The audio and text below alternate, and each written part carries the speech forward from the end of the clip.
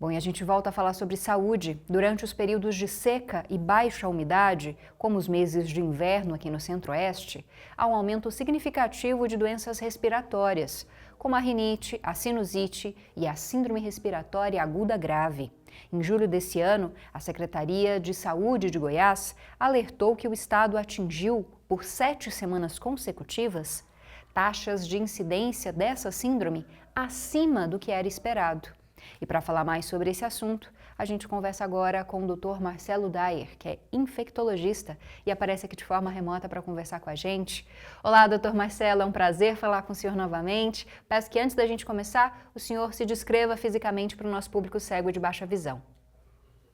Olá, eu sou Marcelo Dyer, homem branco, cabelos escuros, pretos, estou de óculos, redondo, tenho olhos escuros também, estou com uma camisa branca e ao fundo um sofá. Bom, doutor, Tenho 57 anos.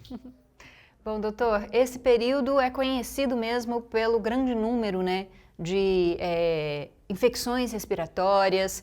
A gente, né, aí por observar a realidade, sabe que muita gente está com algum tipo de gripe, resfriado, rinite e até coisas mais graves, né, como Covid, pneumonia, enfim.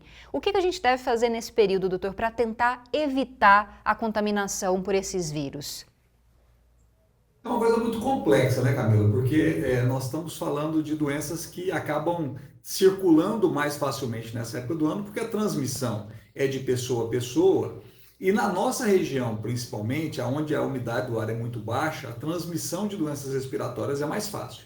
Então, o que a gente pode tentar fazer para evitar as doenças mais graves ou as formas graves da doença, primeiro, vacinação. Nós temos vacinas hoje para influenza, para Covid e até mesmo para vírus sincicial respiratório. Então, nós temos vacinas que podem ser utilizadas e essas vacinas, se não evitarem a doença, pelo menos diminuem formas graves da doença, que é o que você citou como síndrome respiratória aguda grave.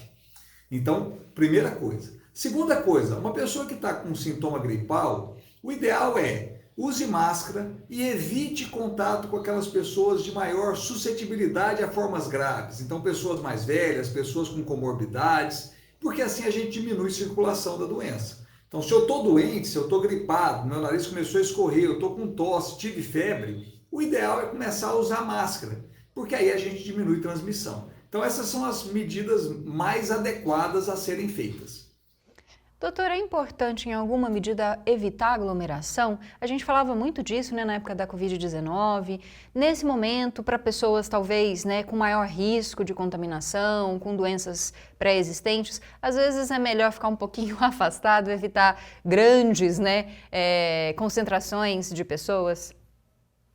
Sim, não tenha dúvida. Se eu puder evitar, principalmente em ambientes fechados. Ambientes abertos não tem tanto problema, mas em ambientes fechados, se eu puder evitar, ou se eu tiver que ir e eu tenho uma tendência a ter formas graves, eu sou mais velho, então tenho mais de 65 anos, tenho alguma doença que me aumente a gravidade, obesidade, hipertensão, doença pulmonar, use máscara. Então eu quero ir ao shopping, eu não vou ficar em casa, eu quero ir ao shopping. Mas eu tenho um risco maior e o shopping vai estar cheio, use máscara. Então eu acho que a gente tem que lembrar que a máscara pode ser utilizada e em que condições que eu posso utilizar a máscara. Então nessas condições eu uso máscara. Eu não preciso usar máscara quando eu estiver sozinho no carro, quando eu estiver ao ar livre, aí eu não preciso. Mas nesses ambientes fechados com muita gente, a máscara é muito importante. Doutor, e para finalizar, em que momento é necessário procurar ajuda médica? Porque a gente sabe que muita gente tem uma gripe, uma bronquite, um resfriado, tem sintomas gripais, né, sintomas respiratórios e decide se tratar em casa, não procura nenhum médico. Quando é essencial procurar um profissional de saúde para saber, né, se não é um caso sério, se não vai ter nenhuma complicação? Pois é, eu diria o seguinte: se a pessoa tem uma propensão maior a ter formas graves, idosos, pessoas com comorbidades, gestantes, iniciou os sintomas, o ideal é procurar o médico. Por quê? Porque eu posso testar essa pessoa. Se eu testo essa pessoa e eu identifico, por exemplo, influenza, eu vou indicar o medicamento, que é o Tamiflu ou Zeltamivir. Se eu testo essa pessoa, é positivo para Covid, eu vou indicar um outro medicamento, que é o Paxlovid. Então, eu tenho medicamentos para algumas doenças. Então, a testagem é importante. Por que a testagem é importante e a testagem precoce? Porque eu tenho um tempo, a gente chama de janela de tratamento. A janela de tratamento para gripe, por exemplo, são 2 dias. A janela de tratamento para o Covid são 5 dias. Então, é importante eu testar, porque com base no teste, eu vou tratar essa pessoa. E sabendo o que essa pessoa tem, eu vou também ficar mais atento, vou poder fazer outras orientações e monitorar essa pessoa desde o início. Lógico que a gente não consegue fazer isso para todo mundo, mas as pessoas que têm uma chance de ter formas mais graves, idosos e com comorbidades, essas pessoas devem ser testadas mais precocemente. A gente conversou então com o Dr. Marcelo Dayer, infectologista. Sempre um prazer, doutor, ver as suas explicações. Muito obrigada, boa tarde, bom trabalho.